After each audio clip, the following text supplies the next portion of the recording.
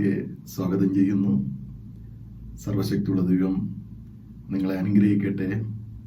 ഈ ആരാധനയിൽ നിങ്ങൾ പങ്കുചേരുമ്പോൾ നിങ്ങളുടെ വേദനകളും പ്രയാസങ്ങളും മാറി നിങ്ങൾക്ക് ദൈവശക്തി തരുവാൻ കാരണമായി തീരട്ടെ എന്നുള്ള പ്രാർത്ഥനയോടുകൂടി ഇന്നത്തെ ആരാധന ആരംഭിക്കുന്നു.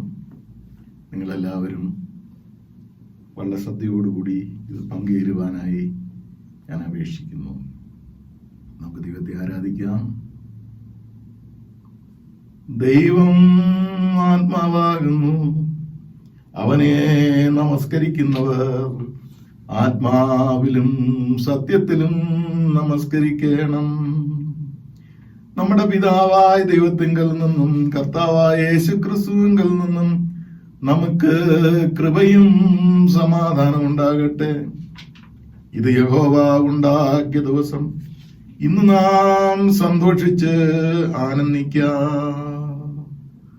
ദൈവം നമ്മുടെ സങ്കേതവും ബലവുമാകുന്നു. കഷ്ടങ്ങളിൽ അവൻ ഏറ്റവും അടുത്ത തുണയായിരിക്കുന്നു. കർത്താവ് വരുവാനടുത്തിരിക്കുന്നു. ഒന്നിനെ കുറിച്ചും വിചാരപ്പെടരുത്.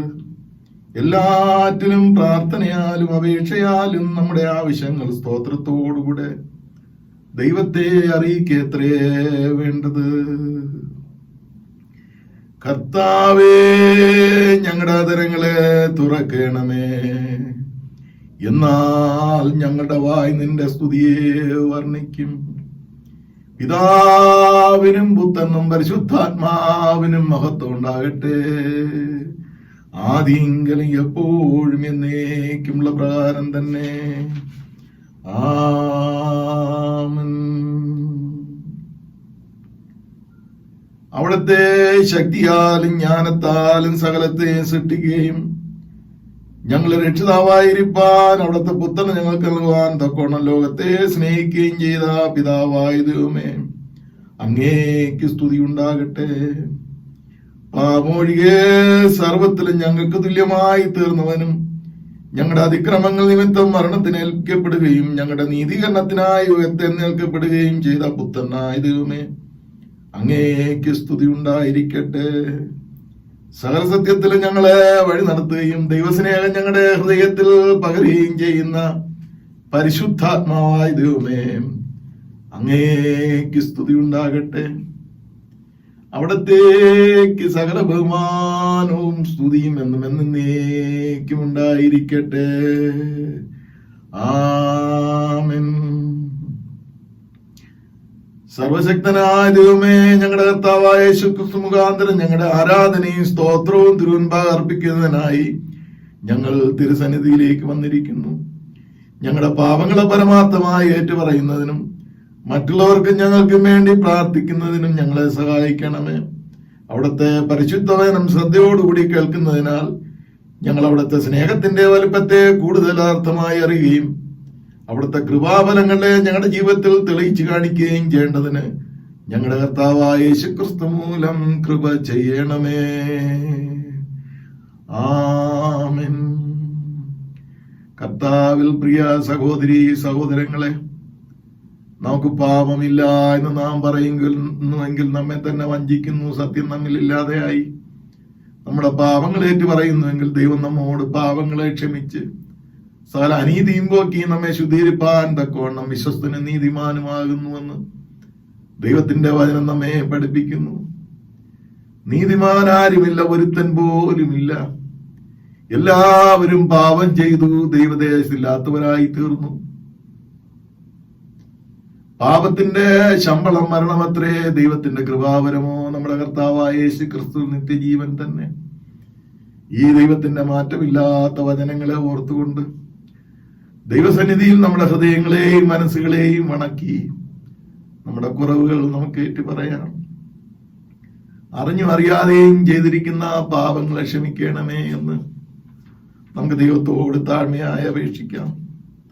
നമ്മുടെ കർത്താവായ യേശുക്രിസ്തുവിന്റെ രക്തം സകല പാപവും പോക്കി നമ്മെ ശുദ്ധീകരിക്കുന്നു എന്നുള്ള തിരുവെഴുത്തിൽ നമുക്ക് ശരണപ്പെടാം. രണ്ടാമത്തെ പ്രാർത്ഥന. ഞങ്ങളുടെ പിതാവായ ദൈവമേ, ഞങ്ങൾ വിചാരത്തിലും വാക്കിലും പ്രവൃത്തിയിലും അവിടത്തേക്ക് വിരോധമായി പാപം ചെയ്തിരിക്കുന്നു. ഞങ്ങൾ അങ്ങേ പൂർണ്ണ ഹൃദയത്തോടെ സ്നേഹിച്ചിട്ടില്ല. ഞങ്ങൾ ഞങ്ങളുടെ കൂട്ടുകാരൻ ഞങ്ങളെപ്പോലെ തന്നെ സ്നേഹിച്ചിട്ടില്ല. ഞങ്ങളോട് കരുണയുണ്ടാകണമെന്ന് ഞങ്ങൾ അവിടത്തോട് അപേക്ഷിക്കുന്നു. ഞങ്ങളുടെ പാപങ്ങൾ ഞങ്ങളെ ശുദ്ധീകരിക്കുകയും ദോഷത്തെ ജയിക്കുവാൻ ഞങ്ങൾക്ക് സഹായിക്കുകയും ചെയ്യണമെന്ന് ഞങ്ങളുടെ കർത്താവായ യേശുക്രിസ്തു മൂലം ഞങ്ങൾ അങ്ങയോട് അപേക്ഷിക്കുന്നു. ആമേൻ.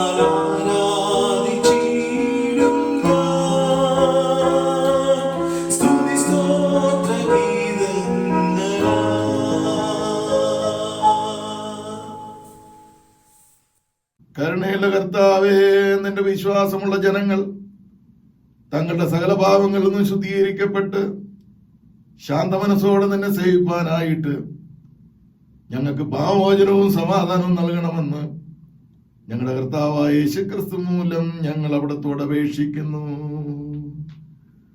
ആമേൻ. ദൈവവചന ശുശ്രൂഷ. കർത്താവിനെ സ്തുതിപ്പിൻ. കർത്താവിന്റെ നാമം സ്തുതിക്കപ്പെടട്ടെ.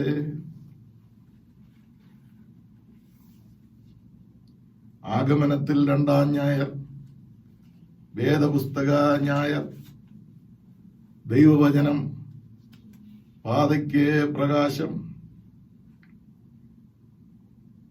അവിടുത്തെ വചനം ഞങ്ങളുടെ കാലുകൾക്ക് ദീപവും പാതയ്ക്ക് പ്രകാശമായിരിക്കുവാനും തിന്മയുടെ മാർഗം വിട്ടുപിരിഞ്ഞ് അവിടുത്തെ വചനം അനുസരിക്കുവാൻ സത്യവചനമാകുന്ന ദൈവമേ, അവിടുത്തെ സഭയോട് നിരന്തരമായി സംസാരിച്ചു കൊണ്ടിരിക്കുന്നുവെന്ന് ഞങ്ങൾ അപേക്ഷിക്കുന്നു. അവിടുത്തെ കൃപാവരങ്ങളാലും അനുഗ്രഹങ്ങളാലും ഞങ്ങൾ നിറയപ്പെടുവാൻ അങ്ങ് സഹായിക്കണമേ എന്ന് പ്രാർത്ഥിക്കുന്നു.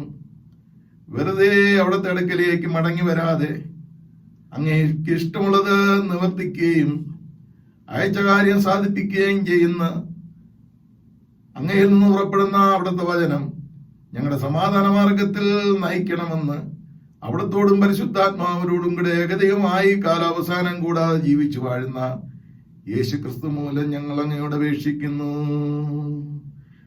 ആമേൻ.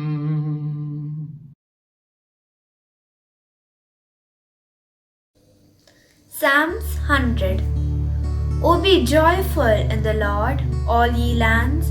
Serve the Lord with gladness, and come before his presence with a song. Be sure that the Lord, he is God. It is he that hath made us, and not we ourselves. We are his people, and the sheep of his pasture. O go your way into his gates with thanksgiving, into his courts with praise. Be thankful unto him, and speak good of his name. For the Lord is gracious, his mercy is everlasting, and his truth endureth from generation to generation. Glory be to the Father, and to the Son, and the Holy Spirit. As it was in the beginning, is now, and ever shall be, world without end. Amen.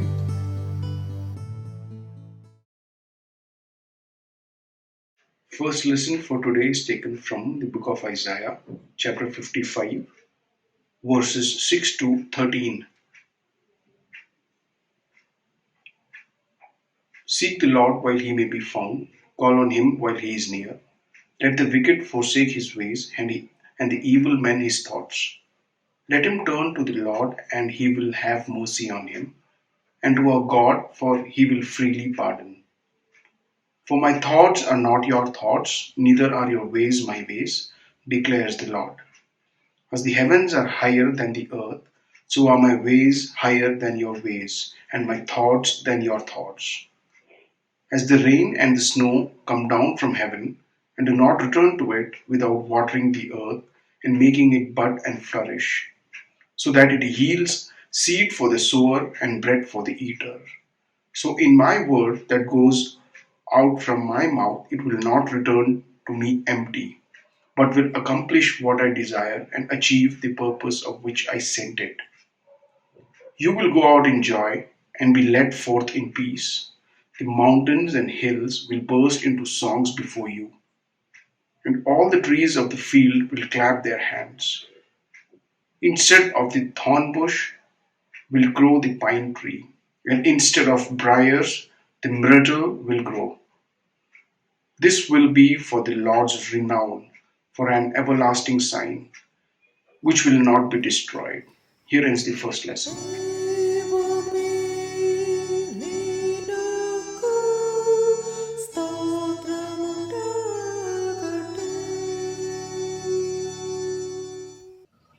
ഇന്ന് കാലത്തേക്ക് വായ്പാ നിശ്ചയിച്ചിരിക്കുന്ന സങ്കീർത്തനം 119 സങ്കീർത്തനം 105 മുതൽ 112 വരെയുള്ള വാക്യങ്ങൾ. 119 സങ്കീർത്തനം 105 മുതൽ 112 വരെയുള്ള വാക്യങ്ങൾ നമുക്ക് വാക്യം പ്രതിവാക്യമായി വായിക്കാം. നിന്റെ വചനം എന്റെ കാലിന് ദീപവും എന്റെ പാതയ്ക്ക് പ്രകാശവുമാകുന്നു. എന്റെ നീതിയുള്ള വിധികളെ പ്രമാണിക്കുമെന്ന് ഞാൻ സത്യം ചെയ്തു, അത് ഞാൻ നിവർത്തിക്കും. ഞാൻ മഹാകഷ്ടത്തിലായിരിക്കുന്നു. യഹോവേ, നിന്റെ വാഗ്ദാന പ്രകാരം എന്നെ ജീവിപ്പിക്കണമേ. യഹോവേ, എന്റെ വായുടെ സമാധാനങ്ങളിൽ പ്രസാദിക്കണമേ. നിന്റെ വിധികൾ എനിക്ക് ഉപദേശിച്ചു തരണമേ. ഞാൻ പ്രാണത്യാഗം ചെയ്യുവാൻ എല്ലായ്പ്പോഴും ഒരുങ്ങിയിരിക്കുന്നു, എങ്കിലും നിന്റെ ന്യായപ്രമാണം ഞാൻ മറക്കുന്നില്ല. ദുഷ്ടന്മാർ എനിക്ക് കണ്ണുവച്ചിരിക്കുന്നു, എന്നാലും ഞാൻ നിന്റെ പ്രമാണങ്ങളെ ഉപേക്ഷിക്കുന്നില്ല. ഞാൻ നിന്റെ സാക്ഷ്യങ്ങളെ ശാശ്വത അവകാശമാക്കിയിരിക്കുന്നു, അവ എന്റെ ഹൃദയത്തിന്റെ ആനന്ദമാകുന്നു. നിന്റെ ചട്ടങ്ങളെ ഇടപെടാതെ എന്നേക്കും ആചരിപ്പാൻ ഞാൻ എന്റെ ഹൃദയത്തെ ചായച്ചിരിക്കുന്നു. പിതാവിനും പുത്രനും പരിശുദ്ധാത്മാവിനും മഹത്വം ഉണ്ടാകട്ടെ. ആദ്യമെങ്കിലും ഇപ്പോഴും എന്നേക്കുമുള്ള പ്രകാരം തന്നെ. ആമേൻ.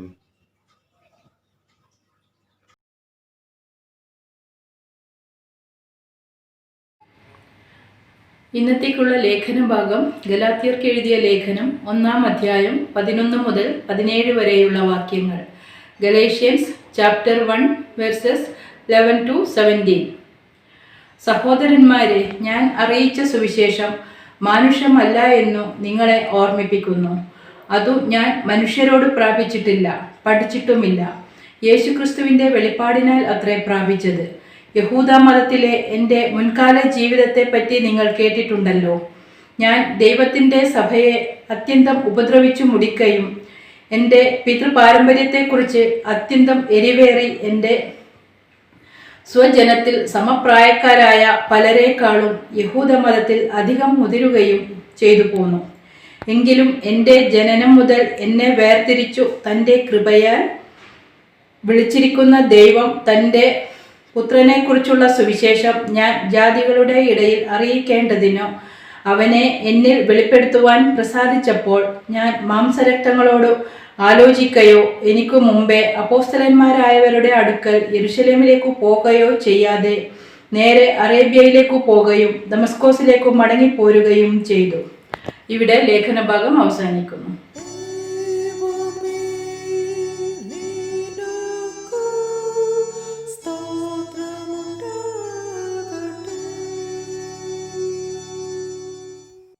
Mary's song, Luke chapter 1 verse 46 to 55.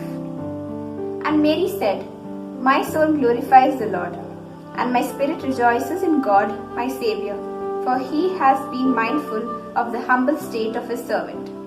From now on, all generations will call me blessed, for the Mighty One has done great things for me. Holy is His name. His mercy extends to those who fear Him from generation to generation. He has performed mighty deeds with His arm. He has scattered those who are proud in their inmost thoughts. He has brought down rulers from their thrones, but has lifted up the humble. He has filled the hungry with good things, but has sent the rich away empty. He has helped His servant Israel, remembering to be merciful to Abraham and his descendants forever, just as He promised our ancestors. Glory be to the Father, and to the Son, and to the Holy Spirit, as it was in the beginning, is now, and ever shall be, world without end. Amen.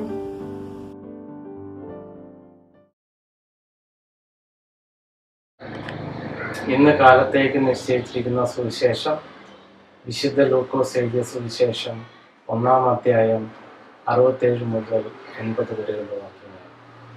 ലൂക്കോസ് എഴുതിയ സുവിശേഷം 1-ാം അധ്യായം 67 മുതൽ 80 വരെയുള്ള വാക്യങ്ങൾ.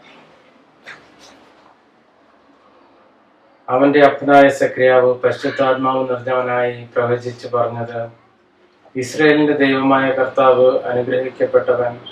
അവൻ തന്റെ ജനത്തെ സന്ദർശിച്ച് ഉദ്ധാരണം ചെയ്യുകയും ആദ്യം മുതൽ തന്റെ പ്രവാചകന്മാർ മുഖാന്തരം അരുളി ചെയ്തതുപോലെ നമ്മളുടെ ശത്രുക്കളെ വശത്തു നിന്നും നമ്മെ പകയ്ക്കുന്ന ഏവരുടെ കയ്യിൽ നിന്നും നമ്മെ രക്ഷിപ്പാൻ തന്റെ ദാസനായ ദാവീദിന്റെ ഗൃഹത്തിൽ നമുക്ക് രക്ഷയുടെ കൊമ്പ് ഉയർത്തുകയും ചെയ്തിരിക്കുന്നത്, നമ്മുടെ പിതാക്കന്മാരോട് കരുണ പ്രവർത്തിക്കേണ്ടതിന് നമ്മുടെ ശത്രുക്കളെ കയ്യിൽ നിന്നും രക്ഷപ്പെട്ട് നാം ആയുഷ്കാലമൊക്കെയും ഭയം കൂടാതെ തിരുമുമ്പിൽ വിശുദ്ധിയിലും നീതിയിലും തന്നെ ആരാധിപ്പാൻ നമുക്ക് കൃപ നൽകുന്നു.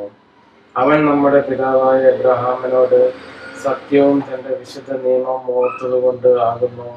ദൈവം പൈതലെ അത്യുന്നതന്റെ പ്രവാചകൻ എന്ന് വിളിക്കപ്പെടും. കർത്താവിന്റെ വഴി ഒരുക്കുവാനും നമ്മുടെ ദൈവത്തിന്റെ ആർദ്രകരുണയാൽ അവന്റെ ജനത്തിന് പാപമോചനത്തിൽ നിന്ന് പരിജ്ഞാനം കൊടുക്കാനുമായി നീ അവന് മുമ്പായി നടക്കും. ഇരുളിലും മരണനിഴലിലും ഇരിക്കുന്നവർക്ക് പ്രകാശിച്ചു നമ്മുടെ കാലുകളെ സമാധാന മാർഗത്തിൽ നടത്തേണ്ടതിന് ആ ആർദ്രകരുണയാൽ ഉയരത്തിൽ നിന്ന് ഉദയം നമ്മെ സന്ദർശിച്ചിരിക്കുന്നു. പൈതൽ വളർന്നു, ആത്മാവിൽ ബലപ്പെട്ടു. അവൻ ഇസ്രായേലിന് തന്നെത്താൻ കാണിക്കും നാൾ വരെ മരുഭൂമിയിലായിരുന്നു. ഇവിടെ സുവിശേഷം വായിച്ച് അവസാനിച്ചിരിക്കുന്നു.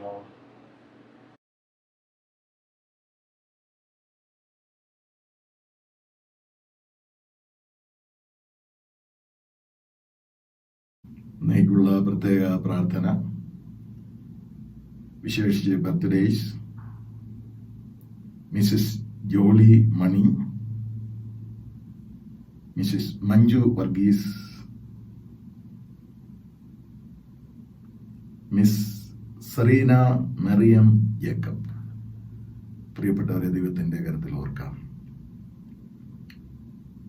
കർത്താവെ, പ്രശ്ന സങ്കീർണമായ ഈ കാലഘട്ടത്തിലും പ്രത്യേകിച്ച് ഈ COVID-19 പ്രതിസന്ധികൾ ലോകത്തിൽ നിലനിൽക്കുന്ന ഈ അവസരത്തിലും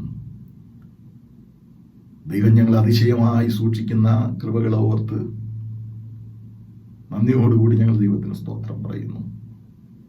പുതിയ വർഷത്തിൽ പ്രവേശിച്ചിരിക്കുന്ന മക്കളെ അവിടുത്തെ കൃപയാലും അനുഗ്രഹത്താലും നിറച്ചുകൊള്ളണമേ എന്ന് പ്രാർത്ഥിക്കുന്നു. പല രോഗങ്ങളാലും പ്രതിസന്ധികളാലും ആശുപത്രിയിലും ഭവനത്തിലും ഭാരപ്പെടുന്നു. സർവശക്തനെ നിന്റെ അൻപുള്ള കരം അവരെ സ്പർശിക്കണമേ എന്ന് പ്രാർത്ഥിക്കുന്നു. കഴിഞ്ഞ കാലങ്ങളിൽ ഞങ്ങൾ ദൈവത്തോട് പ്രാർത്ഥിച്ച പ്രാർത്ഥനയ്ക്ക് ഉത്തരം നൽകിയെന്നുള്ള പൂർണ്ണബോധ്യത്തോടുകൂടി ദൈവസന്നിധിയിൽ അങ്ങയെ സ്തുതിക്കുന്ന പ്രിയപ്പെട്ടവർ മേലും അവിടുത്തെ കൃപയും അവിടുത്തെ അനുഗ്രഹവും പകരണമേ എന്ന് ഞങ്ങൾ ഇങ്ങോട്ട് പ്രാർത്ഥിക്കുന്നു. ഈ പ്രത്യേകമായ സാഹചര്യത്തിൽ ഞങ്ങൾക്ക് പരസ്പരം കാണുവാൻ കഴിയുന്നില്ല എങ്കിൽ തന്നെയും സർവശക്തന്റെ കണ്ണ് ഞങ്ങളെല്ലാവരെയും നോക്കിക്കൊണ്ടിരിക്കുന്ന കൃപയ്ക്കായി ദൈവത്തിന് സ്തോത്രം. കൃപകളോട് നിറച്ചുകൊള്ളണമേ. യേശുവിന്റെ നാമത്തിൽ ഞങ്ങളുടെ പ്രാർത്ഥന കേൾക്കണമേ. ആമേൻ.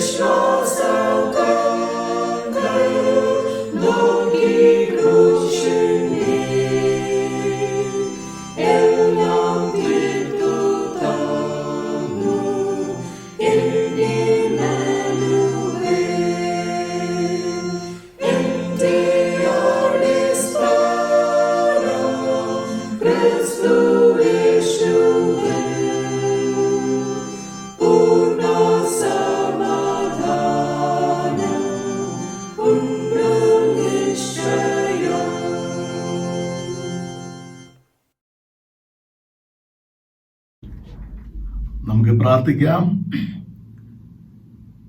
വാത്സല്യവാനായ ഞങ്ങളുടെ കർത്താവേ, ദൈവവചനം എന്ന മാറ്റമില്ലാത്ത ആ ദാനത്തിനായി ഞങ്ങൾ ദൈവത്തിന് സ്തോത്രം അർപ്പിക്കുന്നു. ഈ വേദപുസ്തകം ഞങ്ങൾക്ക് ലഭിച്ച ഭാഗ്യത്തിനായി ഞങ്ങളങ്ങേ വാഴ്ത്തുന്നു. ദൈവത്തിന്റെ വചനത്തിൽ നിന്ന് ഞങ്ങൾ ചിന്തിക്കുമ്പോൾ രൂപാന്തരപ്പെടുത്തുന്ന, ശക്തിപ്പെടുത്തുന്ന, സൗഖ്യപ്പെടുത്തുന്ന, ബലപ്പെടുത്തുന്ന, വീണ്ടും ജീവിപ്പിക്കുന്ന, വളർത്തുന്ന ദൈവത്തിന്റെ വചനത്തിന്റെ ചൈതന്യം ഞങ്ങളിൽ രൂപപ്പെടുവാൻ അങ്ങ് സഹായിക്കണമേ എന്ന് പ്രാർത്ഥിക്കുന്നു. അടിയന്റെ വാക്കുകളോടും ശ്രദ്ധിക്കുന്ന എല്ലാ ജനത്തിന്റെ ചിന്തകളോടും കൂടെ ഇരിക്കണമേ. യേശുവിന്റെ നാമത്തിൽ ഞങ്ങളുടെ പ്രാർത്ഥന കേൾക്കണമേ. ആമേൻ. ഒരിക്കൽ കൂടി വീണ്ടും വരുന്ന യേശുക്രിസ്തുവിന്റെ നാമത്തിൽ നിങ്ങളെല്ലാവരെയും സ്വാഗതം ചെയ്യുന്നു. ഇന്ന് നമ്മൾ ചിന്തിക്കേണ്ടതായ വിഷയം ദൈവവചനത്തെക്കുറിച്ച് തന്നെയാണ്. Word of God, light to our path. ദൈവത്തിന്റെ വചനം പാതയ്ക്ക് പ്രകാശം എന്ന ചിന്ത. ഈ ദൈവത്തിന്റെ വചനത്തെക്കുറിച്ച് ചില വ്യക്തികൾ പറഞ്ഞിരിക്കുന്ന കാര്യങ്ങളെക്കുറിച്ച് ഞാൻ നിങ്ങളെ ഓർമ്മപ്പെടുത്തുന്നു. എബ്രഹാം ലിങ്കൻ പറഞ്ഞു, Bible is the best gift given to man. മനുഷ്യന് നൽകപ്പെട്ട ഏറ്റവും ഉന്നതമായ ദാനമാണ് ദൈവത്തിന്റെ വചനം. ജോർജ് വാഷിംഗ്ടൺ പറഞ്ഞു, it is impossible to rightly govern the world without a Bible. ഒരു വേദപുസ്തകം കൂടാതെ ലോകത്തെ ശരിയായിട്ട് നിയന്ത്രിക്കാൻ കഴിയുകയില്ല. നെപ്പോളിയൻ ബോണപ്പാർട്ട് പറഞ്ഞു, the Bible is no mere book but a living creature with a power that conquers all that oppose. എതിർക്കുന്നവരെ ചെറുത്ത് തോൽപ്പിക്കുവാൻ കഴിവുള്ള ഒരു അസാധാരണ ജീവിയാണ് ദൈവവചനം, ഈ വേദപുസ്തകം. ബൈബിൾ എന്ന പദം ബിബ്ലിയ, പുസ്തകങ്ങൾ, ആധുനിക അർത്ഥത്തിൽ ലൈബ്രറി എന്ന് അർത്ഥം തരുന്ന ഗ്രീക്ക് പദത്തിൽ നിന്ന് ഉണ്ടായതാണ്. അത് ഇംഗ്ലീഷിലും മലയാളത്തിലും ബൈബിൾ എന്ന് ഉദ്ധരിച്ചു. അതിൽ പഴയ നിയമവും പുതിയ നിയമവും എന്ന രണ്ട് ഭാഗങ്ങൾ ഉണ്ട്. നിങ്ങളെല്ലാവരും അറിയുന്നത് പോലെ പഴയ നിയമത്തിന് 39 പുസ്തകങ്ങളും പുതിയ നിയമത്തിന് 27 പുസ്തകങ്ങളും. ഇവ ഒരുമിച്ച് ചേർത്തിരിക്കുന്നു. പഴയ നിയമം എബ്രായ ഭാഷയിലും പുതിയ നിയമം ഗ്രീക്ക് അഥവാ യവന ഭാഷയിലും എഴുതി എന്ന് നമ്മൾ അറിയുന്നു. റോമൻ കാത്തലിക് പാരമ്പര്യങ്ങളിൽ ചില പുസ്തകങ്ങൾ കൂടുതലുണ്ട്. എന്നാൽ ദൈവത്തെപ്പറ്റി എഴുതിയിരിക്കുന്ന മറ്റനേകം പുസ്തകങ്ങളുണ്ട്. അതിൻ്റെ ചില ചരിത്രപരമായ സംശയങ്ങൾ നിലനിൽക്കുന്നത് കൊണ്ട് അതിനെ ചേർത്തിട്ടില്ല. അതിനെ അപ്രാമാണിക ഗ്രന്ഥങ്ങളെന്ന് അറിയപ്പെടുന്നു. ഇന്ന് നമ്മുടെ കയ്യിൽ ലഭ്യമായിരിക്കുന്ന വേദപുസ്തകം 40ഓളം എഴുത്തുകാർ ഏകദേശം 1600 വർഷം കൊണ്ട് വിവിധ സ്ഥലങ്ങളിൽ ഇരുന്ന് ദൈവാത്മാവിന്റെ പ്രേരണയാൽ എഴുതി എന്ന് നാം അറിയുന്നു. ഇതിൽ ഭൂരിഭാഗം പേരും പരസ്പരം കണ്ടിട്ടില്ല.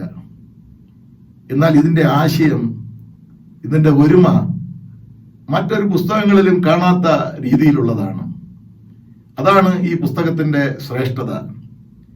ഇതിന്റെ ഏത് പേജ് നമ്മൾ മറിച്ചു നോക്കിയാലും അതിലെല്ലാം ദൈവത്തെക്കുറിച്ചും ദൈവത്തിന് മനുഷ്യരോടുള്ള ഇടപെടലിനെക്കുറിച്ചും രേഖപ്പെടുത്തിയിരിക്കുന്നു. ഞാൻ അതിനെക്കുറിച്ച് വിശാലമായി പറയുവാൻ ആഗ്രഹിക്കുന്നില്ല. എഴുത്തുകാർ ചിലർ മരുഭൂമിയിൽ, ചിലർ ജയിലിൽ, ചിലർ പ്രവാസത്തിൽ, ചിലർ കൊട്ടാരത്തിൽ, ചിലർ ഭവനത്തിൽ, ചിലർ പട്ടണത്തിൽ, ചിലർ മലയിൽ, ചിലർ മലയുടെ ചരിവുകളിൽ, പത്മസ് ദ്വീപിൽ, ഇങ്ങനെ പലയിടങ്ങളിലും ഇരുന്ന് ഈ ദൈവത്തിന്റെ വചനം ദൈവത്തിന്റെ പ്രേരണയാൽ പരിശുദ്ധാത്മാവിന്റെ ഇൻസ്പിറേഷനാൽ രേഖപ്പെടുത്തിയെന്ന് നാം വായിക്കുന്നു. അതുകൊണ്ട് ഞാൻ എന്തുകൊണ്ട് പറയുന്നതെന്ന് ചോദിച്ചാൽ, മറ്റു പുസ്തകങ്ങളെക്കാളും വേദപുസ്തകത്തിനുള്ള പ്രത്യേകത നാം ഈ കാലഘട്ടത്തിലും തിരിച്ചറിയേണ്ടത് ഏറ്റവും ആവശ്യമാണ്. ഏറ്റവും കൂടുതൽ വിൽക്കുന്ന പുസ്തകം, ഏറ്റവും എതിർപ്പ് സഹിച്ച പുസ്തകം, ഇതിനോട് തുല്യപ്പെടുത്താനായിട്ട് മറ്റൊരു പുസ്തകവും ലോകത്തിൽ ഉണ്ടായിട്ടില്ല എന്നതോർത്ത് ഞാൻ ദൈവത്തിന് സ്തോത്രം പറയുന്നു. ഈ ദൈവവചനത്തിന് തിരുവെഴുത്ത്, പത്യോപദേശം, പ്രവചനം, വചനം, നിയമം, സുവിശേഷം, സത്യവചനം, ജീവന്റെ മൊഴി, അരുളപ്പാട് എന്ന് തുടങ്ങി എത്രയോ പര്യായങ്ങൾ വേദപുസ്തകത്തിലുണ്ട്. ഒരുപക്ഷെ നിങ്ങളുടെ മനസ്സുകളിൽ ഇതിനെക്കുറിച്ചുള്ള ചിന്തകൾ കൂടെ കൂട്ടിച്ചേർത്ത് ചിന്തിക്കുവാനായി ഞാൻ നിങ്ങളോട് ആലോചന പറയുന്നു. ബൈബിൾ സൊസൈറ്റി പ്രസിദ്ധീകരിച്ച ബൈബിളിന് സത്യവേദ പുസ്തകം, വിശുദ്ധ വേദപുസ്തകം എന്ന് പേര് നൽകിയിരിക്കുന്നു. വേദപുസ്തകം, സത്യവേദ പുസ്തകം, വിശുദ്ധ വേദപുസ്തകം എന്ന്.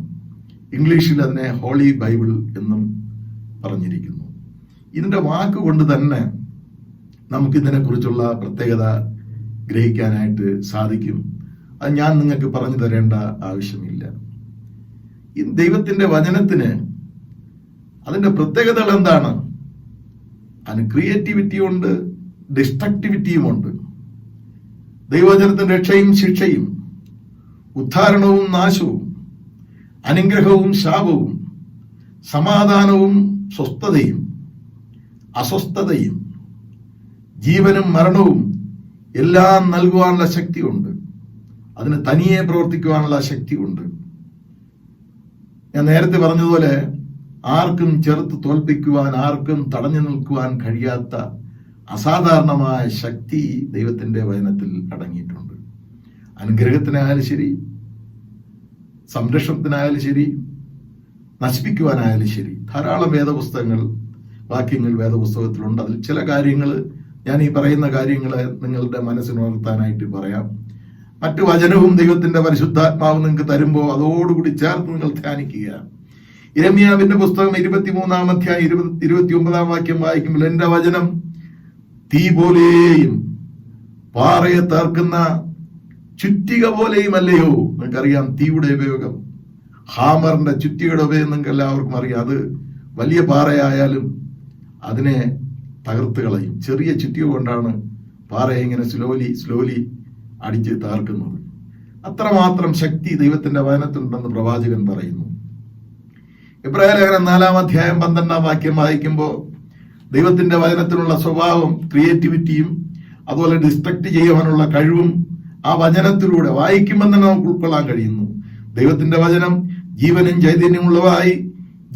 ചൈതന്യമുള്ളതായി ക്രിയേറ്റിവിറ്റി, അനുഗ്രഹം.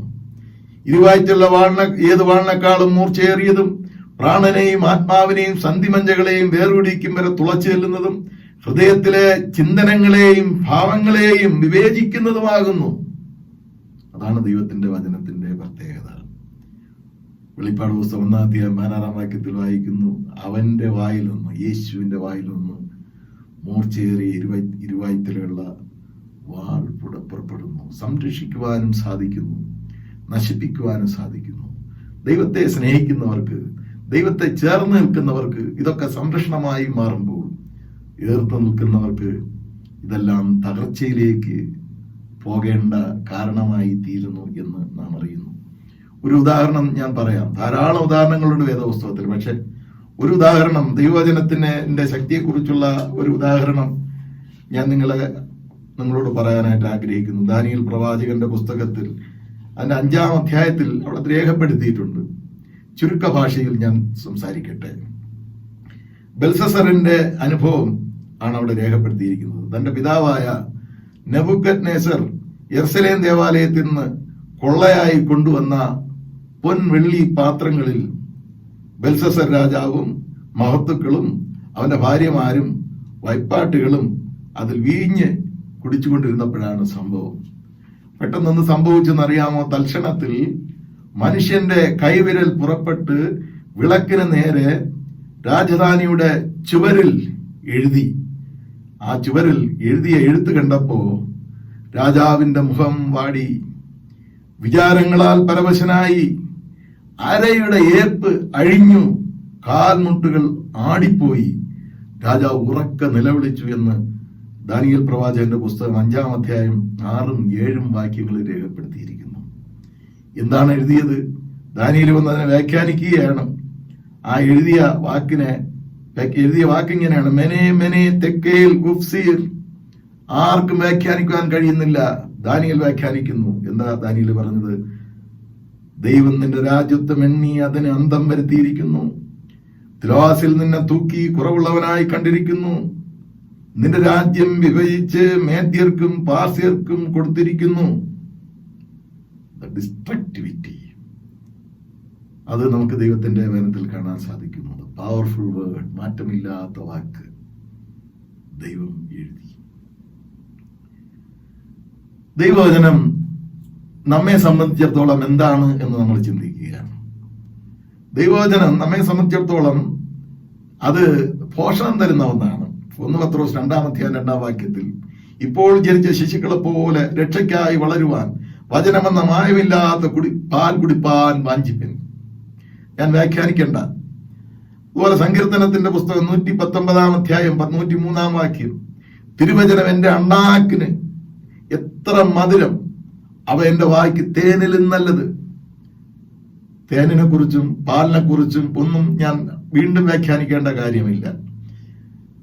സങ്കീർത്തനം 19:10, അവ പൊന്നിലും വളരെ തങ്കത്തിലും ആഗ്രഹിക്കത്തക്കവ, തേനിലും തേൻകട്ടയിലും മധുരമുള്ളവ.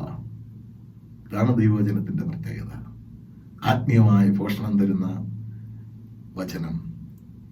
മത്തായി സുവിശേഷം 4-ാം അധ്യായം 4-ാം വാക്യം പറയുക, ആ പരീക്ഷാ കാലഘട്ടത്തിൽ യേശു സാത്താനോട് സംസാരിച്ച ഭാഗം നിങ്ങൾക്ക് എല്ലാവർക്കും ഓർമ്മയുണ്ട്. ഞാൻ ധ്യാനത്തിന് വേണ്ടി, നമ്മുടെ ഇന്നത്തെ ചിന്തയ്ക്ക് വേണ്ടി ഞാനത് ഓർമ്മിപ്പിക്കുകയാണ്. മനുഷ്യൻ അപ്പം കൊണ്ട് മാത്രമല്ല, ദൈവത്തിന്റെ വായിൽ നിന്ന് വരുന്ന സകല വചനം കൊണ്ടും ജീവിക്കുന്നു. ദൈവത്തിന്റെ ആലയത്തിൽ ദൈവവചന ശുശ്രൂഷയ്ക്ക് വളരെ പ്രത്യേകതയുണ്ട്. വചനം അവർക്ക് ശക്തിയാണ്, വചനം അവർക്ക് ബലമാണ്. ഒരു പ്രായം ചെന്ന ഒരു സ്ത്രീ എന്നോട് ഒരു ദിവസം പറഞ്ഞു, വെച്ചാൽ ഒരച്ഛന്റെ പ്രസംഗം ഇന്ധനം നിറയ്ക്കുന്നത് പോലെയാണ്. ആ ഞായറാഴ്ച നിറയ്ക്കുന്ന ഇന്ധനം കൊണ്ട് ഒരാഴ്ച മുഴുവൻ ജീവിക്കുവാൻ സാധിക്കുന്നു. ഒരുപക്ഷെ ആ ഇന്ധനം ശരിയായ രീതിയിൽ നിറച്ചില്ല എങ്കിൽ ആ വാഹനത്തിന് സഞ്ചരിക്കാൻ കഴിയുകയില്ല. അതുപോലെയാണ് നമ്മെ സംബന്ധിച്ചിടത്തോളം അത് വളരെ ആത്മീയമായി പ്രയോജനപ്പെടുന്ന ഒന്ന് തന്നെയാണ്. വീണ്ടും ദൈവത്തിന്റെ വചനം വായിക്കുമ്പോൾ നമ്മുടെ ഇന്നത്തെ സബ്ജക്റ്റ് ദൈവത്തിന്റെ വചനം കാലിന് ദീപം എന്നുള്ളതാണ്. അത് വചനം പറയുന്നു, ദൈവത്തിന്റെ വചനം കാലിന് ദീപവും പാതയ്ക്ക് പ്രകാശവുമാകുന്നു. സങ്കീർത്തനം 119, 105, നിന്റെ വചനം എന്റെ കാലിന് ദീപവും എന്റെ പാതയ്ക്ക് പ്രകാശവുമാകുന്നു. ചിലപ്പോൾ ചില സന്ദർഭങ്ങളിൽ എങ്ങോട്ട് പോകണം, എന്ത് ചെയ്യണമെന്നറിയാൻ നമ്മൾ ബുദ്ധിമുട്ടിപ്പോൾ ദൈവത്തിലേക്ക് നോക്കുമ്പോൾ, ദൈവത്തിന്റെ വചനത്തിലേക്ക് നോക്കുമ്പോൾ പോകേണ്ട വഴിയും ശക്തിയും ദൈവത്തിന്റെ വചനത്തിലൂടെ നമ്മുടെ ജീവിതത്തിൽ തരികയും നമ്മളങ്ങനെ യാത്ര ചെയ്യുകയും ചെയ്യുന്ന എത്ര അനുഭവങ്ങളുണ്ട്. ജീവിതത്തിന് തടസ്സം എന്തെങ്കിലും ഉണ്ടെങ്കിൽ ദൈവത്തിന്റെ വചനത്തിലേക്ക് നോക്കുക, ദൈവത്തിലേക്ക് നോക്കുക. അത് നമുക്ക് ഗുണകരമായി തീരും. ശരിയായ പാതയിൽ നമുക്ക് എത്തിച്ചേരാനായിട്ട് സാധിക്കും. ഞാനിതൊക്കെ പറഞ്ഞല്ലോ. ദൈവത്തിന്റെ വചനം എങ്ങനെ ഉണ്ടായി? എന്താണ് ഈ ദൈവത്തിന്റെ വചനത്തിന്റെ ശക്തി? പത്രോസ് പറയുകയാണ്. ധാരാളം രേഖകൾ നമുക്കുണ്ട്. ഇന്നത്തെ ഗലാത്യ ലേഖനം 1-ാം അധ്യായത്തിൽ നമ്മൾ വായിക്കുന്നത് എന്താണ്? അവിടെ പറയുന്നു, അത് ഞാൻ മനുഷ്യരോട് പ്രാപിച്ചിട്ടല്ല, യേശുവിന്റെ വെളിപ്പാടിനാൽ എത്രയേ പ്രാപിച്ച വചനമെന്ന് ഗലാത്യ ലേഖനം 1-ാം അധ്യായം 12-ാം വാക്യത്തിൽ ഗലേഷ്യരോട് പറയുകയാണ്. ഞാൻ ഈ പറഞ്ഞ വാക്യങ്ങളൊന്നും എന്റെ ബുദ്ധിയോ എന്റെ കഴിവൊന്നുമല്ല, ദൈവത്തിൽ നിന്ന് പ്രാപിച്ചതാണ്. അതുകൊണ്ടാണ് 2 പത്രോസ് 1:21 പറയുന്നത്, പ്രവചനം ഒരിക്കലും മനുഷ്യന്റെ ഇഷ്ടത്താൽ വന്നതല്ല, ദൈവകൽപ്പനയാൽ മനുഷ്യൻ പരിശുദ്ധാത്മ നിയോഗം പ്രാപിച്ചിട്ട് സംസാരിച്ചത്രേ. വെളിപ്പാട് പുസ്തകം 2-ാം അധ്യായം 1-ാം അധ്യായത്തിന്റെ 1-ാം വാക്യത്തിൽ അവൻ തന്റെ ദൂതൻ മുഖാന്തരം അവന് കാണിച്ചു കൊടുത്തു. 11-ാം വാക്യത്തിൽ നീ കാണുന്നത് പുസ്തകത്തിൽ എഴുതുക എന്ന് പറയുന്നു. ഇത് മനുഷ്യൻ എഴുതിയ സ്റ്റോറിയല്ല, മനുഷ്യന്റെ ചിന്തകളല്ല, ദൈവത്തിന്റെ ചിന്തകളാണ്. മനുഷ്യൻ വെറും ഇൻസ്ട്രുമെന്റ് ആയിരുന്നു, ഒരു ഉപകരണം മാത്രമായിരുന്നു. ദൈവത്തിന്റെ പ്രേരണയാൽ മനുഷ്യൻ ചലിച്ചിട്ട് എഴുതിയതാണ് ദൈവത്തിന്റെ വചനം. അതുകൊണ്ടാണ് ഈ കാലഘട്ടത്തിലും ഈ സന്ദർഭത്തിലും ദൈവത്തിന്റെ വചനത്തിന്റെ ശക്തി എന്ന് പറയുന്നത് അതാണ്. അത് കുറഞ്ഞു പോയിട്ടില്ല, അതിന്റെ ശക്തി കുറഞ്ഞു പോയിട്ടില്ല എന്നുള്ളതാണ്. എന്തിനാണ് ദൈവത്തിന്റെ വചനം? എന്തിനാണ് ഇതിന്റെ ആവശ്യം? ദൈവം ഇല്ലാത്തവർ ജീവിക്കുന്നില്ലേ? എന്തിനാണ് ദൈവത്തിന്റെ വചനം? ദൈവത്തിന്റെ വചനത്തിലൂടെ നമുക്ക് മനസ്സിലാക്കാൻ സാധിക്കുന്നു. തീമോഥെയോസിന് എഴുതിയ ലേഖനത്തിൽ അത് പറഞ്ഞിരിക്കുകയാണ്. എല്ലാ തിരുവെഴുത്തും ദൈവനിശ്വാസ്യവും ആകയാൽ ദൈവത്തിന്റെ മനുഷ്യൻ സകല സൽപ്രാപ്തിക്കും വക പ്രാപിച്ച് തികഞ്ഞവനാകേണ്ടതിന് ഉപദേശത്തിനും ശാസനത്തിനും ഗുണീകരണത്തിനും നീതിയിലെ അഭ്യാസത്തിനും പ്രയോജനമുണ്ടാകുന്നു. ശരിയായിട്ട് പോകണമെങ്കിൽ, നീതി നടത്തണമെങ്കിൽ, ശരിയായിട്ട് ഉപദേശിക്കണമെങ്കിൽ ദൈവത്തിന്റെ വചനം ആവശ്യമാണ്. അതാണ് പൗലോസ് തീമോഥെയോട് പറഞ്ഞിരിക്കുന്നത്. വീണ്ടും ദൈവത്തിന്റെ വചനം എന്ത് ചെയ്യുന്നു? ദൈവത്തിന്റെ വചനം ഒരുപാട് വാക്യങ്ങളുണ്ട് ദൈവത്തിന്റെ വചനത്തെ കുറിച്ച്. ചിലത് മാത്രം ഞാൻ പറയുന്നു. എനിക്കത് പറയാൻ സന്തോഷമുള്ളത് കൊണ്ടും ദൈവത്തിന്റെ വചനത്തെ കുറിച്ച് നിങ്ങൾക്ക് കേൾക്കാൻ ആർത്തിയുള്ളത് കൊണ്ടും അങ്ങനെയുള്ളവരുണ്ട്. ഞാൻ ദൈവത്തിന് സ്തോത്രം പറയുന്നു. എന്തിനാണ് ദൈവത്തിന്റെ വചനം? ദൈവത്തിന്റെ വചനം നമ്മെ വീണ്ടും ജനിപ്പിക്കുന്നു.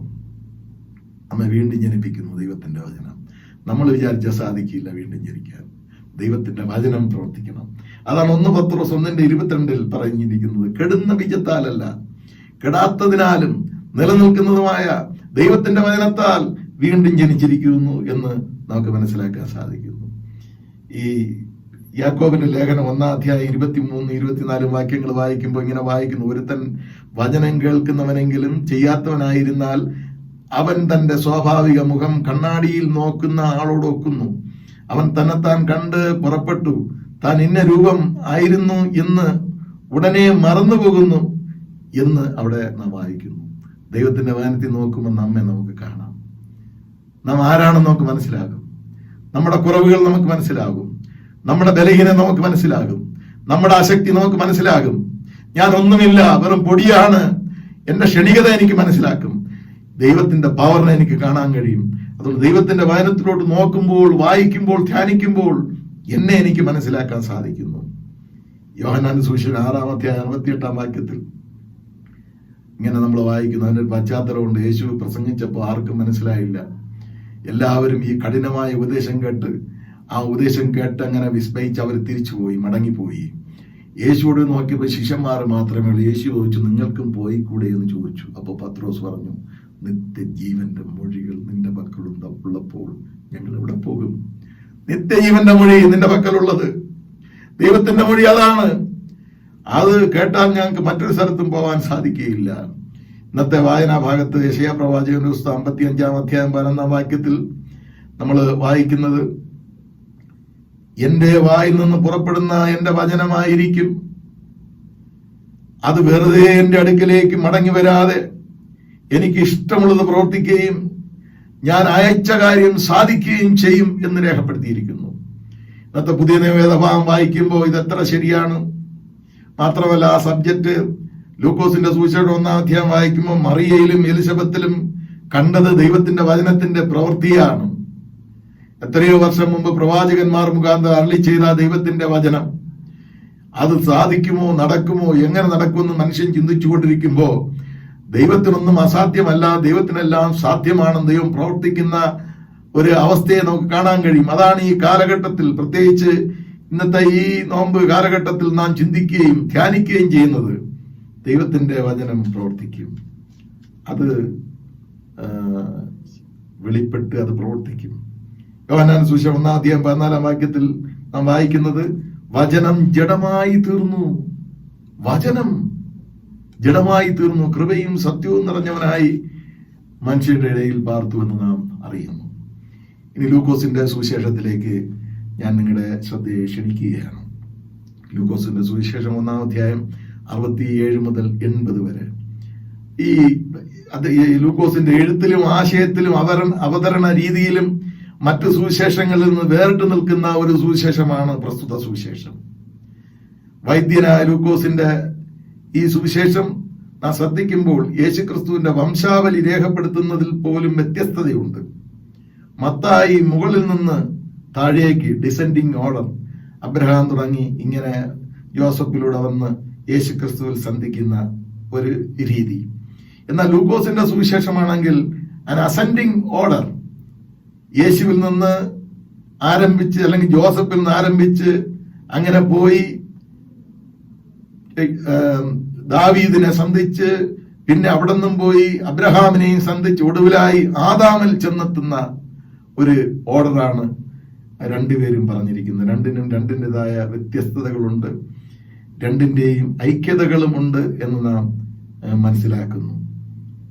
എന്നാൽ ഏറ്റവും പ്രധാനമായിട്ടുള്ള കാര്യം ലൂക്കോസ് പറയുമ്പോഴും മത്തായി പറയുമ്പോഴും അവര് അബ്രഹാമിനെയും ദാവീദിനെയും മാറ്റിയിട്ടില്ല എന്നുള്ളത് ഏറ്റവും പ്രധാനപ്പെട്ട ഒരു സംഗതിയായി, ഒരു ചിന്തയായി നാം മനസ്സിലാക്കുന്നു. വീണ്ടും ലൂക്കോസിന്റെ സുവിശേഷം വരുമ്പോൾ അത് ചിന്തിക്കുമ്പോൾ അത് ആരാധന സമ്മിശ്രമാണ്. ആരാധനകളാൽ നിറയപ്പെട്ടിരിക്കുന്നു, സ്തുതികളാൽ നിറയപ്പെട്ടിരിക്കുന്നു. നാം ശ്രദ്ധിച്ച് വായിക്കുമ്പോൾ 1-ാം അധ്യായം മുതൽ അവസാന അധ്യായം വരെ നമ്മൾ വായിക്കുമ്പോൾ ആലയത്തിൽ ആരംഭിച്ച് ആലയത്തിൽ തന്നെ സമാപിക്കുന്ന രീതിയാണ് ലൂക്കോസിന്റെ എഴുത്തിൽ നാം വായിക്കുന്നത്. ആരാധനയും സ്തുതിയും സ്തോത്രവും ഒന്നിണങ്ങി സംഗീത സാന്ദ്രമായ ഒരു അന്തരീക്ഷം. ആ യേശുക്രിസ്തുവിന്റെ കാൽവരി ക്രൂശിലെ മൊഴിയിൽ പോലും അവസാനത്തെ മൊഴി സങ്കീർത്തനത്തിന്റെ പാട്ടാണ് യേശുക്രിസ്തു ഉദ്ധരിച്ചിരിക്കുന്നത്, സങ്കീർത്തനം 31:5. അപ്പൊ അത്രമാത്രം അനുഗ്രഹപ്രദമാണ് ഈ ലൂക്കോസിന്റെ സുവിശേഷം. അത് മാത്രമല്ല, എലിസബത്തിന്റെ പാട്ട്, മറിയയുടെ പാട്ട്, സെഖര്യാവിന്റെ പാട്ട്, മാലാഹമാരുടെ പാട്ട്, ശീമോന്റെ പാട്ട് എന്ന് പോകുന്നു പാട്ടുകളുടെ പട്ടിക എന്ന് പറയുന്നത്. അതുകൊണ്ട് ഈ പാട്ടുകളെല്ലാം വിശദമായി നാം പരിശോധിച്ചാൽ അതെല്ലാം ഒരു ലിറ്റർജിക്കൽ ഫോം, ഒരു തത്വ അധിഷ്ഠിതമായി വചന അടിസ്ഥാനപ്പെടുത്തി ചരിത്ര അടിസ്ഥാനപ്പെടുത്തി രേഖപ്പെടുത്തിയിരിക്കുന്നു. അതിൽ ഇസ്രായേലിന്റെ ചരിത്രവും ആത്മീയമായ വചനങ്ങളും ചിട്ടയായി ലിഖിതം ചെയ്തിരിക്കുന്നത് നമുക്ക് ഗ്രഹിക്കാൻ കഴിയുന്നു. സെഖര്യാവിന്റെ പാട്ടിലൂടെ ദൈവവചനത്തിന്റെ മാറ്റമില്ലായ്മ, ഇന്നലെയുടെയും ഇന്നയുടെയും നാളെയുടെയും കാലഘട്ടങ്ങളെ ചേർത്ത് ഇണക്കി സംക്ഷേപിച്ച ഒരു വലിയ ചരിത്രം അതിനകത്ത് രേഖപ്പെടുത്തിയിരിക്കുന്നു എന്ന് ഒറ്റ വായനയിൽ തന്നെ നമുക്ക് ഗ്രഹിക്കാൻ സാധിക്കുന്നു. ഇന്നത്തെ വിഷയത്തിൽ പാട്ടിന്റെ ഈ പശ്ചാത്തലത്തിൽ ചിന്തിച്ചാൽ ഈ പാട്ട് ദൈവവചനത്തിന്റെ പൂർത്തീകരണമാണ്. ദൈവവചനത്തിന് സകലതും സാധ്യമാണ്, അസാധ്യമായത് ഒന്നുമില്ല എന്നുള്ള ഒരു പ്രഖ്യാപനം. ഇസ്രായേലിന്റെ, നേരത്തെ പറഞ്ഞതുപോലെ ഇസ്രായേലിന്റെ വലിയ ചരിത്രത്തെ സംഗീതത്തിന്റെ ചുരുക്ക ഭാഷയിൽ സമന്വയിച്ച് അതിനെ വെളിപ്പെടുത്താനായിട്ട് ഈ ലൂക്കോസ് ശ്രമിച്ചിരിക്കുന്നു. വയസ്സനും പരിചയസമ്പന്നനുമായ സെഖര്യാവ് അബിയാക്കൂറിന്റെ നിയമമനുസരിച്ച് ധൂപം കാട്ടിയപ്പോൾ തന്റെ ഉള്ളിന്റെ ഉള്ളിൽ കത്തിക്കൊണ്ടിരുന്ന ഒരു പ്രാർത്ഥനയുണ്ടായിരുന്നു. മക്കളില്ല, വളരെ പ്രായമായി. തന്റെ ഭാര്യ എലിസബത്തും വയസ്സായി, പ്രായമായി, മച്ചിയാണ്. ആ പ്രാർത്ഥനയുടെ ഉത്തരം ഗബ്രിയേൽ ദൂതൻ വഴി അറിയിച്ചപ്പോൾ ആ വചനത്തെ ലോക നിയമങ്ങൾ കൊണ്ട്, ഞാൻ നേരത്തെ പറഞ്ഞതുപോലെ വയസ്സായി, ഇനി രക്ഷയില്ല, ഇനി അസാധ്യമാണ്, ലോക തത്വങ്ങൾ കൊണ്ട് അതിനെ ചിന്തിച്ചപ്പോൾ ആ വചനത്തെ, ദൈവം പറഞ്ഞ വചനത്തെ, ദൈവത്തിലൂടെ ദൈവത്തിന്റെ ദൂതൻ അറിയിച്ച വചനത്തെ സംശയിച്ചു. ദൈവത്തിന്റെ ശക്തിയെ പാടെ മറന്നുപോയി എന്ന് നാം അറിയുന്നു. അതിനാൽ ശിക്ഷയായി കുഞ്ഞിനെ പ്രസവിക്കും വരെ നിനക്ക് സംസാരിപ്പാൻ കഴിയയില്ല എന്നുള്ള ശിക്ഷയും ഏറ്റുവാങ്ങി.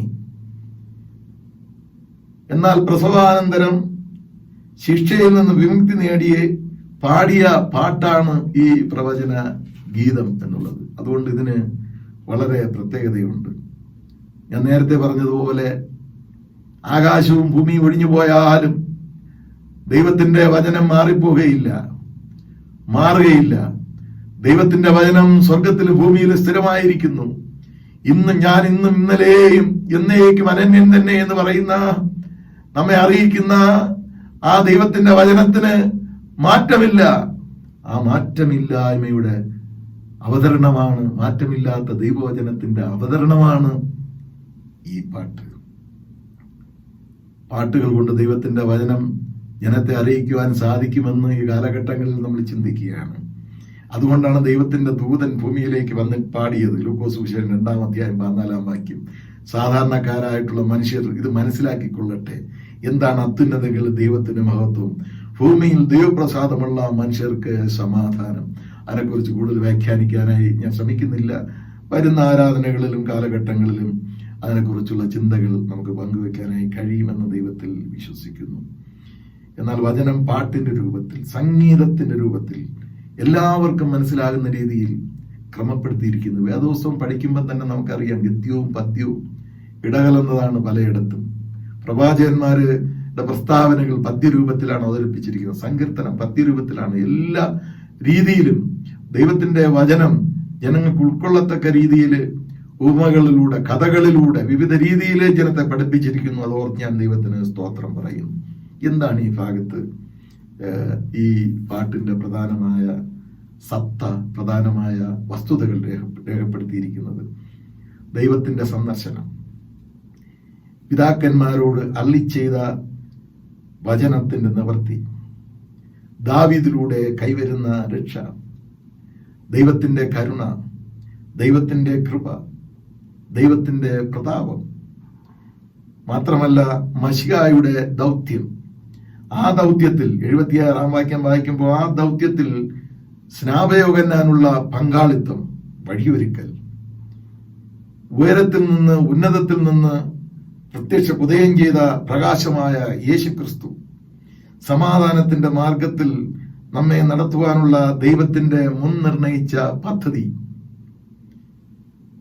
പ്രവാചകന്മാർ മുഖാന്തരം അരുളി ചെയ്ത ദൈവം നിയമിച്ചിരിക്കുന്ന പദ്ധതിയുടെ ആവിഷ്കാരത്തെക്കുറിച്ചുള്ള അതിമനോഹരമായ പാട്ട്, അതിമനോഹരമായ പ്രഖ്യാപനം.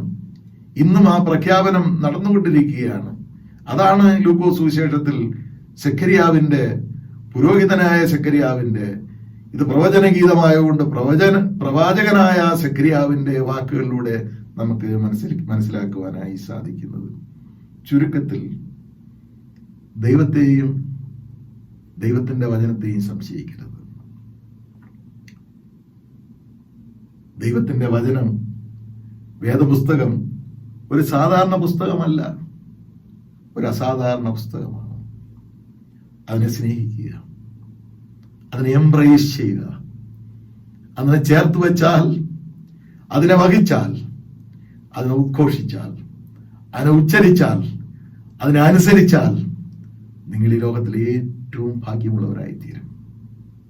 നരഭോജികളെ, മനുഷ്യനെ തിന്നികളെ നരസ്നേഹികളാക്കി തീർത്ത ദൈവത്തിന്റെ വചനം, ഈ വചനം നിങ്ങളെ മാടി വിളിക്കുകയാണ്.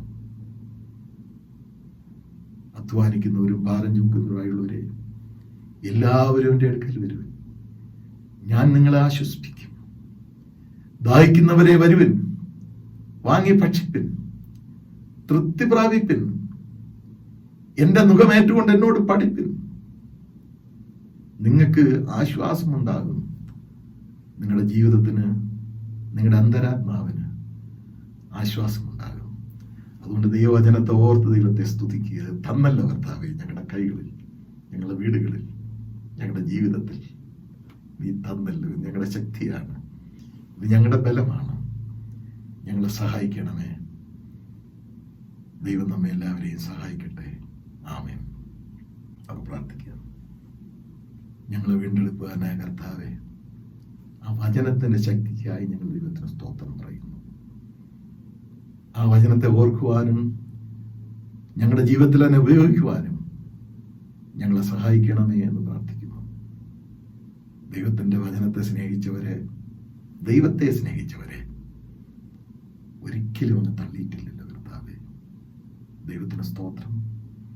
ദൈവത്തിന്റെ വചനത്തിന് തനിയെ പ്രവർത്തിക്കുവാനുള്ള ശക്തിയുണ്ട്. ഏത് കാലഘട്ടത്തിലും, ഞങ്ങളുടെ രോഗത്തിലും, ഞങ്ങളുടെ ദുരിതത്തിലും, ഏത് പ്രതിസന്ധിയിലും, എല്ലാ വാളുകളെക്കാളും, കൊഴുക്കളെക്കാളും, എല്ലാ ശക്തിയെക്കാളും ദൈവത്തിന്റെ വചനം പവറുള്ളതാണ് കർത്താവേ, ശക്തിയുള്ളതാണ്. അതോർത്ത് ഞങ്ങൾ ദൈവത്തിന് സ്തോത്രം പറയുന്നു. ഞങ്ങളതിൽ പൂർണ്ണമായിട്ട് പലപ്പോഴും വിശ്വസിച്ചിട്ടില്ല, കുറവുകളുണ്ട്. ഞങ്ങളോട് ക്ഷമിക്കണമേ. യേശുവിന്റെ നാമത്തിൽ ഞങ്ങളുടെ പ്രാർത്ഥന കേൾക്കണമേ. ആമേൻ. സർവശക്തിയുള്ള പിതാവായ ആകാശത്തെയും ഭൂമിയെയും കാണപ്പെടുന്നവയും കാണപ്പെടാത്തവയുമായുള്ള സകലത്തെയും സൃഷ്ടിച്ചവനായ ഏകദൈവത്തിൽ ഞാൻ വിശ്വസിക്കുന്നു. ദൈവത്തിന്റെ ഏകജാതനായ പുത്രനായ ഏകകർത്താവായ യേശുക്രിസ്തുവിൽ ഞാൻ വിശ്വസിക്കുന്നു. അവൻ സർവ്വലോകങ്ങൾക്കും മുമ്പേ തന്റെ പിതാവിൽ ജനിക്കപ്പെട്ടവൻ, ദൈവത്തിൽ നിന്ന് ദൈവം, പ്രകാശത്തിൽ നിന്ന് പ്രകാശം, സത്യത്തിൽ നിന്ന് സത്യം, ജനിപ്പിക്കപ്പെട്ടവൻ, ഉണ്ടാക്കപ്പെട്ടവനല്ല. പിതാവിന്റെ ദൈവത്തോടും അവന് സർവ്വമുണ്ടായി. അവൻ മനുഷ്യരായ നമുക്കും നമ്മുടെ രക്ഷയ്ക്കും വേണ്ടി സ്വർഗ്ഗത്തിൽ നിന്ന് ഇറങ്ങി പരിശുദ്ധാത്മാവിനാൽ കന്യാമറിയയിൽ അവതരിച്ച് മനുഷ്യനായി തീർന്നു. പൊന്തിയസ് പിലാത്തോസിന്റെ കീഴിൽ നമുക്ക് വേണ്ടി ക്രൂശിക്കപ്പെട്ടു. അവൻ കഷ്ടപ്പെട്ടു, അടക്കപ്പെട്ടു. തിരുവെഴുത്തിൻ പ്രകാരം മൂന്നാം ദിവസം ഉയർത്തെഴുന്നേറ്റു. സ്വർഗ്ഗത്തിലേക്ക് കയറി പിതാവിന്റെ വലത്തുഭാഗത്തിരിക്കുന്നു. അവൻ ജീവനുള്ളവരെയും മരിച്ചവരെയും ന്യായവിധിക്കാൻ മഹത്വത്തോടെ വീണ്ടും വരും. അവന്റെ രാജ്യത്തിന് അവസാനമുണ്ടാകുകയില്ല. കർത്താവ് ജീവിപ്പിക്കുന്നവനും പിതാവിൽ നിന്നും പുത്രനിൽ നിന്നും പുറപ്പെടുന്നവനും പിതാവിനോട് പുത്രനോടും കൂടെ വന്ദിക്കപ്പെട്ട് മാറ്റപ്പെടുന്നവനും പ്രവാചകരുടെ പരിചയമായ പരിശുദ്ധാത്മാവിൽ വിശ്വസിക്കുന്നു. കത്തോലിക്കവും അപ്പോസ്തലികവുമായ ഏകവിശ്വാസത്തിൽ ഞാൻ വിശ്വസിക്കുന്നു. പാപമോചനത്തിന്റെ ഏകബപ്തിസ്മയെ ഞാൻ അനുസരിക്കുന്നു. മരിച്ചവരുടെ ഉത്ഥാനത്തിനും വരുവാനുള്ള ലോകത്തിലെ ജീവനും ഞാൻ കാത്തിരിക്കുന്നു. ആമേൻ. മധ്യസ്ഥ പ്രാർത്ഥനയ്ക്കായി നമുക്ക് ഒരുങ്ങാം. നമ്മുടെ ആവശ്യങ്ങളെ നമുക്ക് നമ്മളുടെ ദൈവത്തിന് മുൻപിൽ സമർപ്പിക്കാം. ഈ ലോകം COVID-19 എന്ന മഹാമാരിയിൽ നിന്ന് വെടിവെക്കപ്പെടുവാനായി നമുക്ക് ദൈവത്തോട് അപേക്ഷിക്കാം. ലോകത്തിലുള്ള എല്ലാ ജനങ്ങൾക്കും, പ്രത്യേക ചുഴലിക്കാറ്റ്, മറ്റു പ്രകൃതി ദുരന്തങ്ങൾ ഇവിടെ ഭീതിയാൽ കഴിയുന്നവർക്ക് വേണ്ടിയും നമുക്ക് ദൈവത്തോട് അപേക്ഷിക്കാം. നമ്മുടെ സഭയ്ക്കായി നമുക്ക് ദൈവത്തിന് നന്ദി കരയറ്റാം. സഭയിലെ എല്ലാവരുടെയും ക്ഷേമത്തിനായും സഭാ ശുശ്രൂഷകനും കുടുംബത്തിനായും നമുക്ക് പ്രാർത്ഥിക്കാം. നമ്മുടെ സഭയിലെ വിവിധ സംഘടനകളുടെ ഐക്യത്തിനായും ചർച്ച് ബിൽഡിംഗ് പ്രോജക്റ്റിനായും ദൈവത്തോട് അപേക്ഷിക്കാം.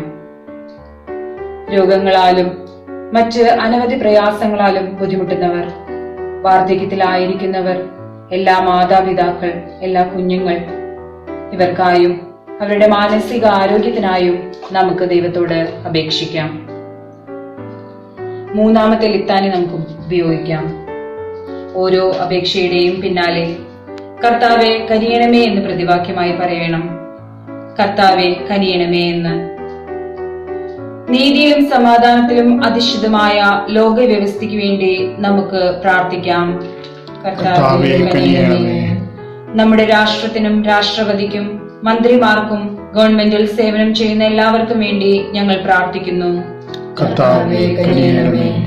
പാടങ്ങളിലും പണിശാലകളിലും വ്യവസായ സ്ഥാപനങ്ങളിലും ഖനികളിലും പ്രവർത്തിക്കുന്നവർക്ക് വേണ്ടിയും തങ്ങളുടെ ആവശ്യങ്ങൾക്ക് വേണ്ടി കായികമായി അധ്വാനിക്കുന്ന എല്ലാ തൊഴിലാളികൾക്ക് വേണ്ടിയും ഞങ്ങൾ പ്രാർത്ഥിക്കുന്നു. കർത്താവേ കനിയണമേ. അധ്യാപകർക്കും വിദ്യാർത്ഥികൾക്കും ശാസ്ത്രജ്ഞന്മാർക്കും കലാകാരന്മാർക്കും കരകൗശല പ്രവർത്തനങ്ങളിലും ആതുര ശുശ്രൂഷയിലും ഏർപ്പെട്ടിരിക്കുന്നവർക്ക് വേണ്ടിയും ഞങ്ങൾ പ്രാർത്ഥിക്കുന്നു. കർത്താവേ കനിയണമേ. കഷ്ടത അനുഭവിക്കുന്നവർക്കും ദരിദ്രർക്കും അനാഥർക്കും മർദ്ദിതർക്കും രോഗികൾക്കും മരണത്തോട് സമീപിച്ചിരിക്കുന്നവർക്ക് വേണ്ടിയും ഞങ്ങൾ പ്രാർത്ഥിക്കുന്നു. കർത്താവേ കനിയണമേ. ദൈവജനത്തിന്റെ ഐക്യത്തിന് വേണ്ടിയും ലോകത്തിൽ അവരുടെ സേവനത്തിനും സഖ്യത്തിനും വേണ്ടിയും ഞങ്ങൾ പ്രാർത്ഥിക്കുന്നു. കർത്താവേ കനിയണമേ.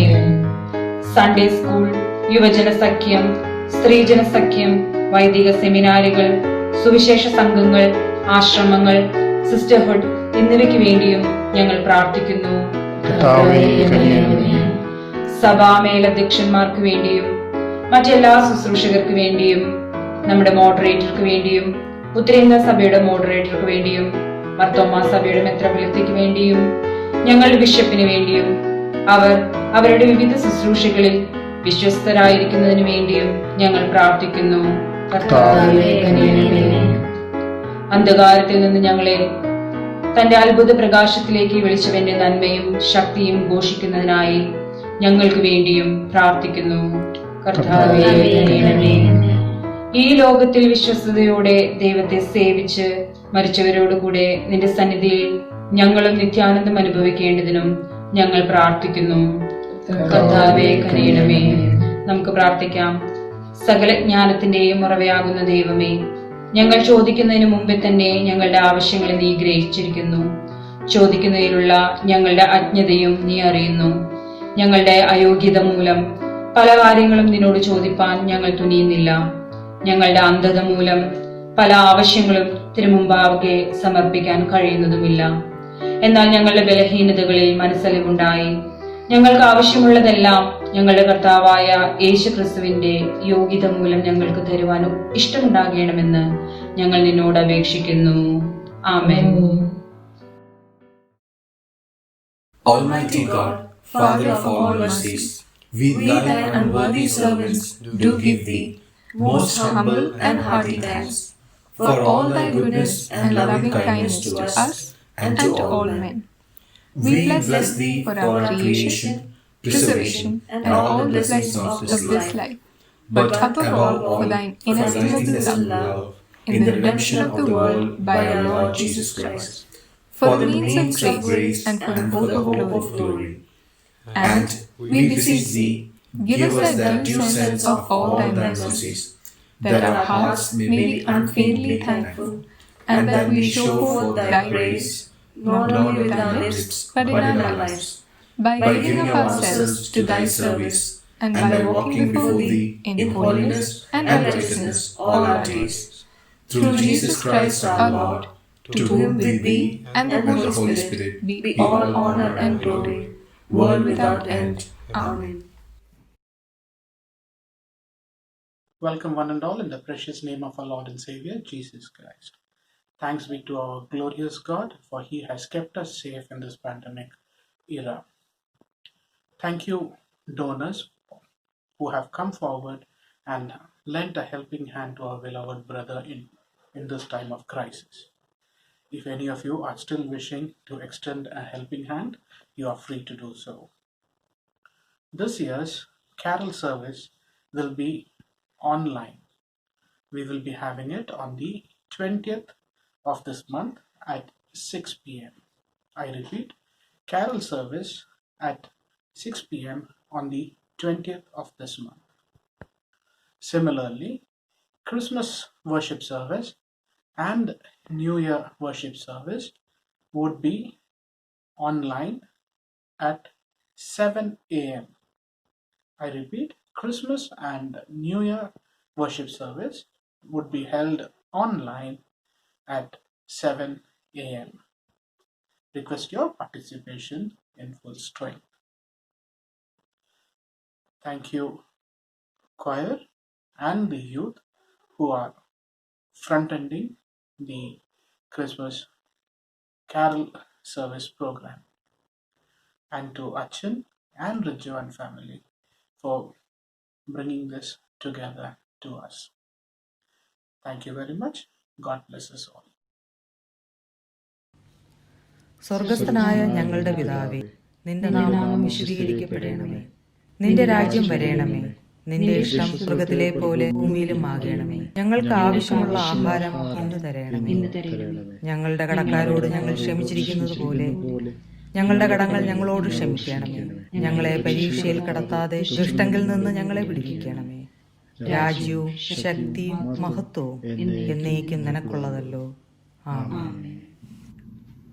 ദൈവത്തിൽ പൂർണ്ണമായി വിശ്വസിച്ചുകൊണ്ട് കർത്താവുള്ള ആശീർവാദം നമുക്ക് കൈക്കൊള്ളാം. ദൈവത്തിന്റെ കരുണയുള്ള കൃപയിലും കാവലിലും ഞങ്ങൾ നിങ്ങളെ എല്ലാവരെയും പരമേൽപ്പിക്കുന്നു. കർത്താവ് നിങ്ങളെ അനുഗ്രഹിച്ച് കാക്കുമാറാകട്ടെ. കർത്താവ് തിരുമുഖം നിങ്ങളുടെ മേൽ പ്രകാശിപ്പിച്ച് നിങ്ങളോട് കൃപയുള്ളവനാകട്ടെ. കർത്താവ് തിരുമുഖം നമ്മുടെ മേൽ ഉയർത്തി നമുക്കെല്ലാവർക്കും സമാധാനം നൽകുമാറാകട്ടെ. ഇങ്ങനെ പിതാവും പുത്രനും പരിശുദ്ധാത്മാവുമായുള്ള സർവശക്തനായ ദൈവത്തിന്റെ അനുഗ്രഹം നമ്മുടെ ഇടയിലുണ്ടായി നാം എല്ലാവരോടും നമ്മുടെ എല്ലാ ഭവനങ്ങളോടും ഈ വചനം കേൾക്കുന്ന എല്ലാ പ്രിയപ്പെട്ടവരോടും കാലാവസാനം കൂടാതെ ഉണ്ടായിരിക്കുമാറാകട്ടെ. ആമേൻ.